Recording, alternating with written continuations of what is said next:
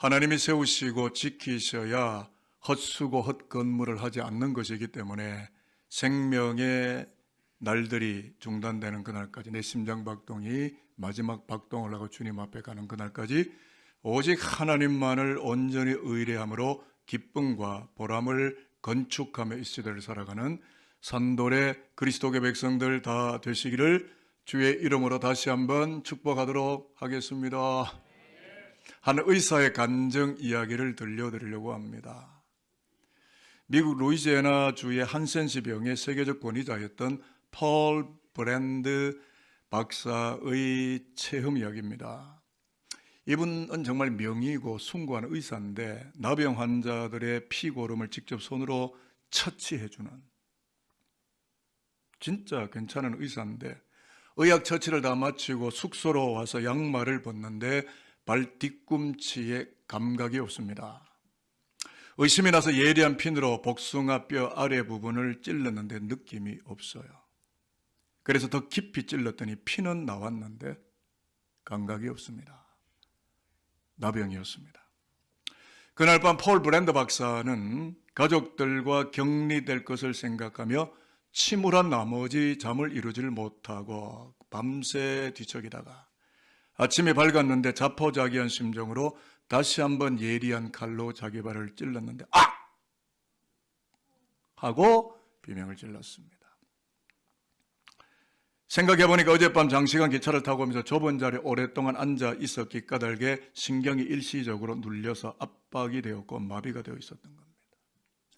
그 순간 폴 브랜드 박사는 아픔을 느낄 수 있다는 것이 얼마나 큰 축복인지를 깨닫습니다. 그날 이후로 한평생 실수로 손가락을 베어도 그 아픔을 감사하게 되었고, 발목이 삐끗해서 접질려 큰 고통이 밀려와도 그 고통을 느끼는 신경이 내 안에 살아있고 멀쩡하였기에 하나님께 감사하기를 시작하게 됐습니다.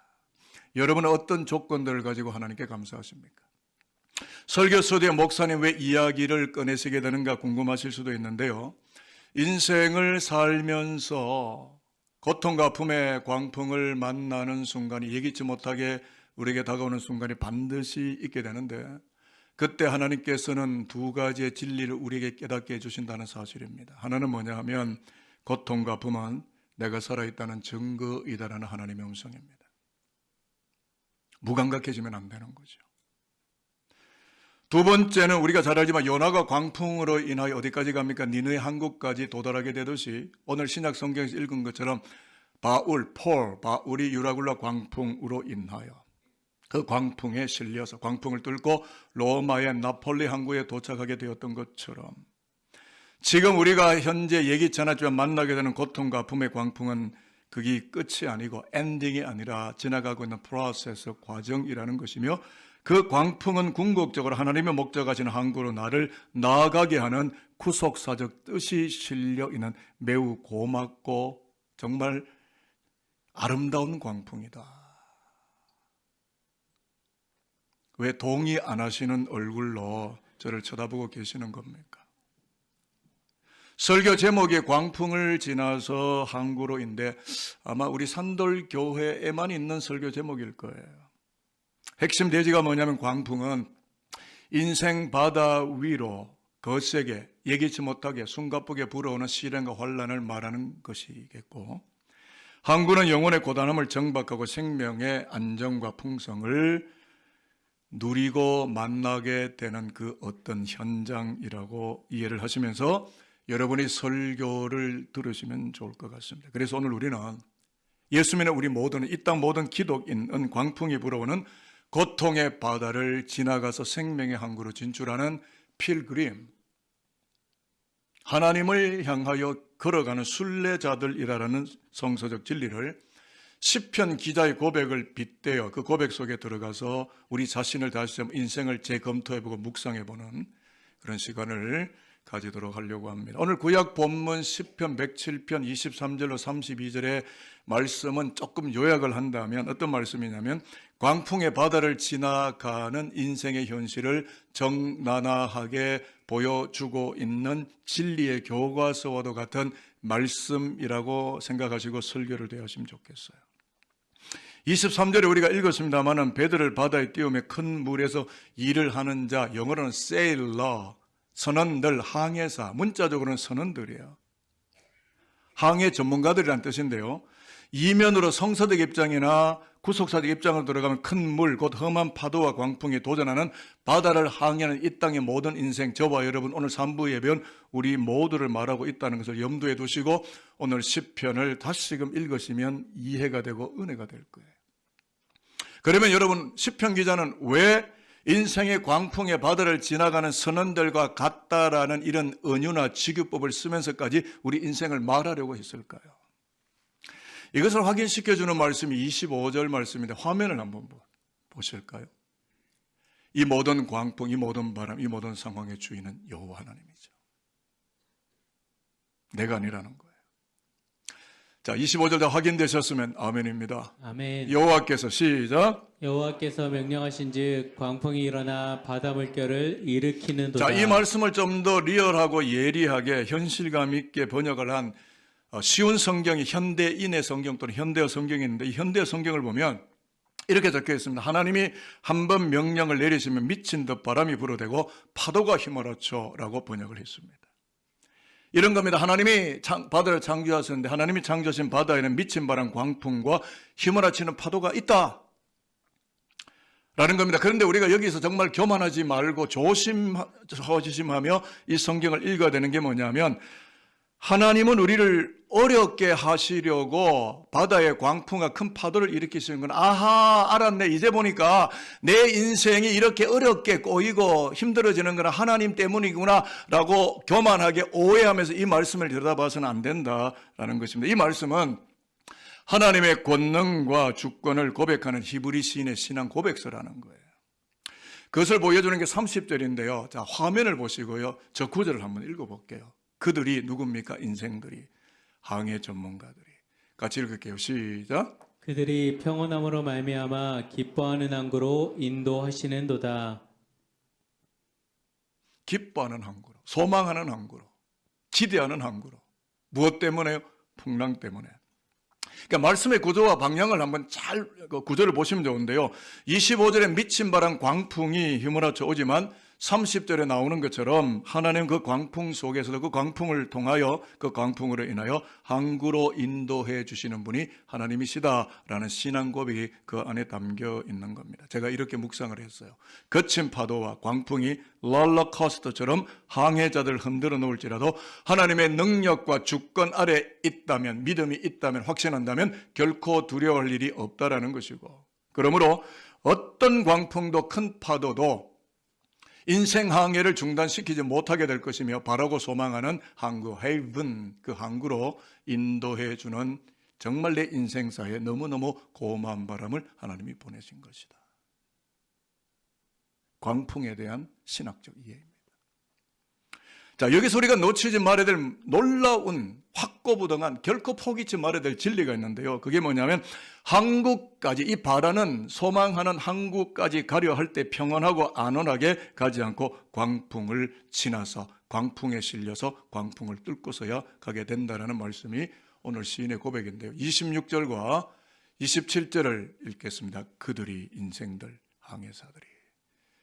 같이 읽을까요? 시작. 그들이 하늘로 솟구쳤다가 깊은 곳으로 내려가나니 그 위험 때문에 그들의 영혼이 녹는도다.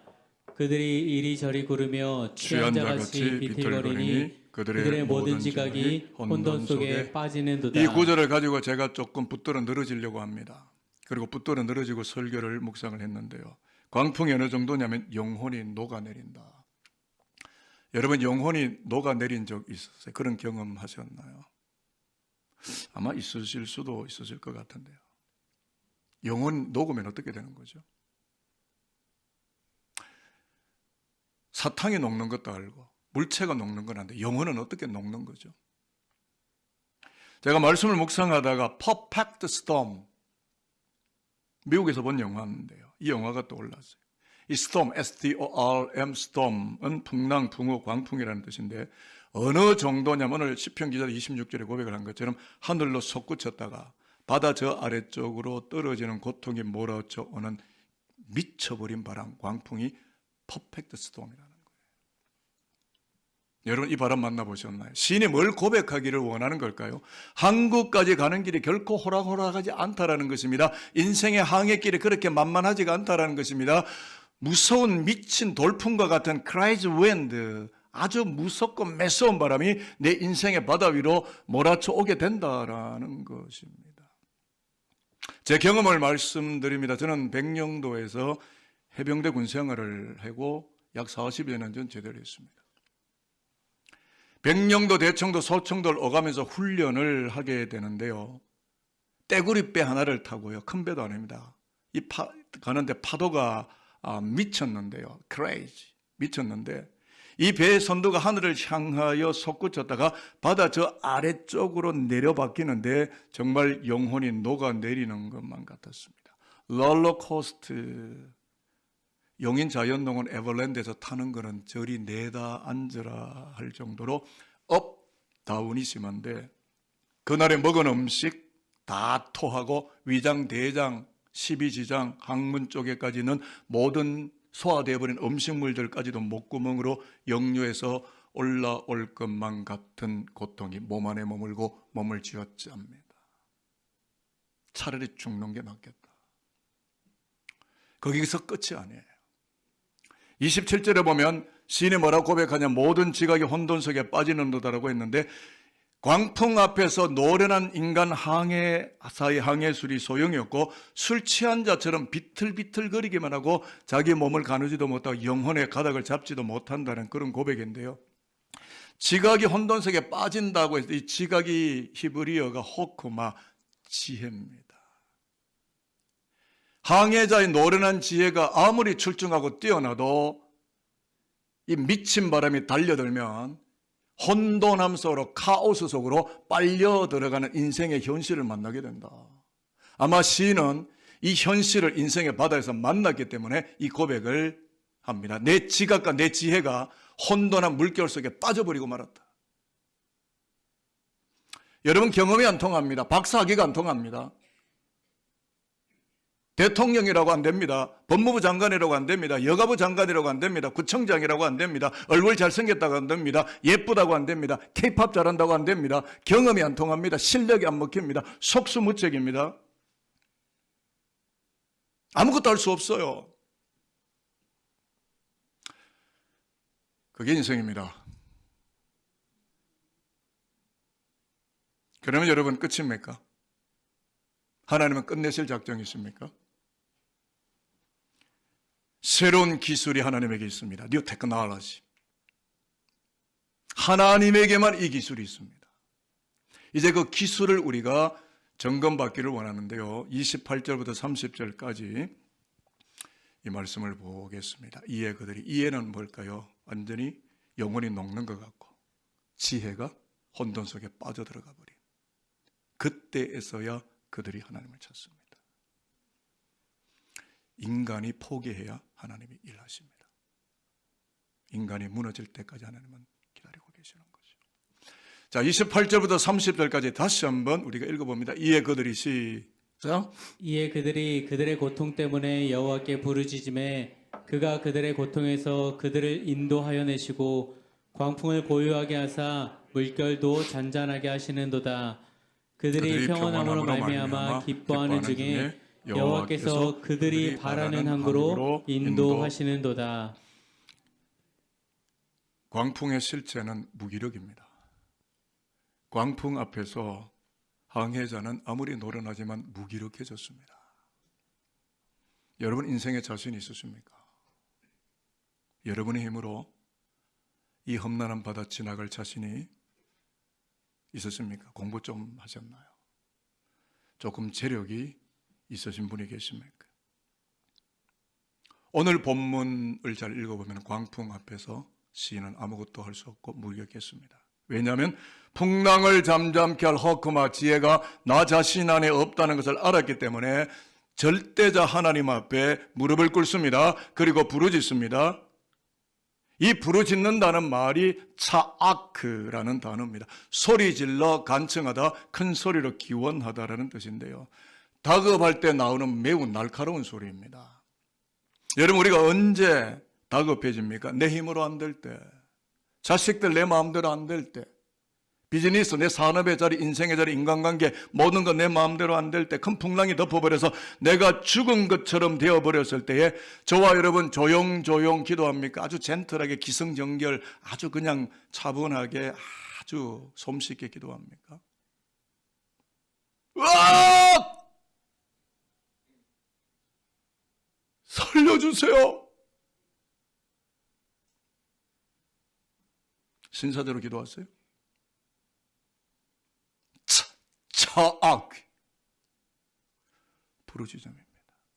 여러분 부르짖다가 목줄이 한번 나가버린 적이 있었습니까? 목이 한번 타버린 적이 있었어요? 늘 조용. 작은. 지금 물결 속에 내 혼돈과 내 호크마와 내 영혼이 녹아지고 죽을 직전인데 신사적으로 기도해요. 살려달라고 비명을 지르고 날카로운 소리를 내서 하나님이 들으셔야죠. 방법이 하나님밖에 없는 거예요. 오늘 신의 고백이 뭡니까? 광풍 속에서 그렇게 차악그 소리 질러 부르짖었더니 기뻐하는 항구로 인도해 주셨다라고 했는데, 개역 한글, 지금 우리는 개역 개정판을 읽지만 개역 이전 한글판에 소원하는 항구로 번역을 했고, 히브리 성경에서는 헤페츠의 항구라고 했는데, 이 헤페츠가 뭐냐 하면 가족이 있는 고향, 최종의 목적지라는 뜻인데요. 성서적 맥락과 구원적 의미에서 보면은 예수의 십자가의 피로 구원받은 우리의 선조들, 우리의 믿음의 선배들이 이미 들어가 있는 하늘의 가족, 영적인 가족, 하나님의 가족들이 들어가 있는 이 영구한 고향. 히브리서에 보면은 이 땅에는 영구한 도성이 없고 그래요. 여기는 지나가고 있는 거예요. 영원한 고향, Kingdom of God, Kingdom of Heaven, 하나님의 나라. 그런데 오늘 항구를 HAV인 heaven이라고 했는데 HEAV인 heaven, haven, 그 항구는 천국, 예수의 피로 구원되어 영원한 생명의 자리에 나아가는 거룩한 항구. 그게 헤페츠예요. 누구의 피로 갑니까? 예수의 피로. 그렇다면 광풍은 저와 여러분 인생사를 살면서 예수를 믿는 가운데에서도 광풍은 우리에게 어떤 역할을 했습니까? 광풍은 그 영원한 항구를 소망하게 만들었고 항구를 향하여 더 빨리 나아가게 하는 거룩한 추진기였고 프로펠러였고 힘의 원인이었다. 아멘 안 하실 줄 알았습니다. 아멘 할 줄 알고 제가 이 설교를 했네요. 제가 이 설교를 준비하다가 갑자기 제 속에 찬송이 들어왔어요. 찬송가 373장 고요한 바다로인데요. 제가 뭐 성악 전공자도 아니고 노래 솜씨가 빼어난 것도 아니고 뭐 불후의 명곡을 부를 만한 실력도 아니고, 그러나 제가 이 찬양을 여러분에게 부르고 싶어서 가져왔는데요. 아마 들으시면 이 찬양을 아실 건데요. 건물결 일어나 나 쉬지 못하나 이 풍랑으로 인하여 더 빨리 갑니다. 이 세상 고락한 저 뜻을 본받고 내 몸이 의지 없을 때 큰 믿음 주소. 4절을 우리 같이 한번 불러볼게요. 이 세상 고락한 저 뜻을 본받고 내 몸이 의지 없을 때 큰 믿음 주십시오. 믿음 주소서. 여러분, 광풍은 나쁜 세력입니까? 아닙니다. 광풍 때문에 항구를 그리워합니다. 광풍으로 인해 더 빨리 항구에 도달하려 하고 거기에 가서 짐을 내려놓으라는 거룩하고 신성한 소망에 더 가득하게 됩니다. 오늘을 살아가는 여러분에게 광풍이 있습니까? 예수께로 오기를 소원하는 믿음이 있기를 바랍니다. 이 항구에 오셔야만 짐을 내려놓고 쉴 수 있기 때문입니다. 그런데 그냥 오질 않습니다. 거센 파도와 광풍을 지나서만 옵니다. 그 광풍을 다스린 분은 하나님이니 하나님과 함께 오지 않으면 이 광풍은 통과할 수 없고 광풍 속에 빠져서 생명을 잃어버릴 수도 있는 것입니다.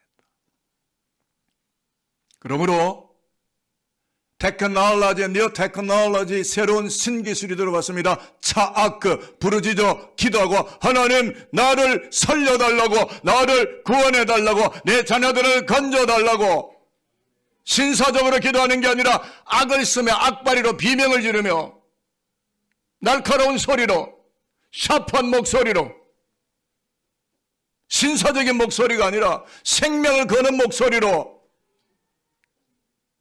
주여! 나와 내 자녀를 살려달라고 차아크 부르짖어 기도하는 영의 세계가 열리는 산돌교회 오늘 3부 예배 온 저와 여러분의 믿음들 될 수 있기를 저는 소망합니다. 나의 소원의 항구 그 차아크를 통하여 나의 소원의 항구 햇볕으로 하나님 인도해 달라고, 내 소원의 햇볕 그 예수 그리스도께로 하나님 나를 인도해 주시라고 여러분이 차아크 기도의 목소리를 높일 수 있는 하나님의 권속들이 되기를 바라요. 말씀 마치려고 합니다. 오늘 신약 본문 사도행전 27장도요 광풍 이야기인데요, 유라굴로 광풍을 미친 바람이라 그러는데요, 바울이 유라굴로 광풍으로 인해서 로마의 나폴리 서쪽 항인 보디올 항구로 더 빨리 나아가게 되는 선교 행적의 이야기인데요, 로마서 1장 15절에 보면 바울은 로마로 가기를 소원했고, 그래서 나는 로마에 있는 여러분에게, 당신들에게 복음을 전하기를 소원한다. 바울의 소원은 로마로 가는 거예요. 거기 가서 죽는 거예요.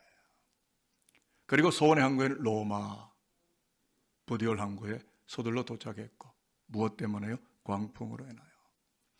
로마 땅을 복음화해서 AD 313년에 로마의 국교가 기독교가 되게 하는 초석을 놓고 그 씨앗을 뿌린 사람이 바울입니다. 바울의 소원은 로마였습니다. 그것을 사도행전의 로마서가 보여주는 거예요. 그래서 저는 오늘 설교를 이렇게 질문을 하고 마치도록 하는데, 저와 여러분의 소원의 항구 햇페트는 어딜까요? 또 하나의 질문입니다. 예수 이름으로 복음을 전하여 영혼을 구원하여야만 하는 나의 로마, 그 땅, 그 사람들이